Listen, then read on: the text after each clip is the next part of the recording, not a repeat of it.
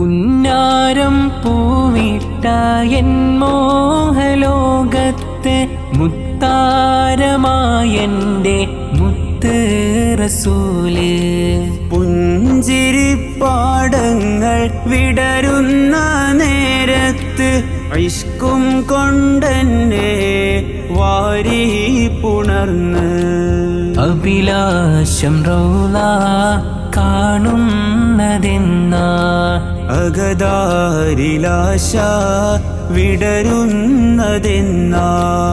ആത്മഗതം ചെയ്യും ഓരോരോ രാവിൽ ആഗമനം കാക്കും ഓരോരോ നിലവിൽ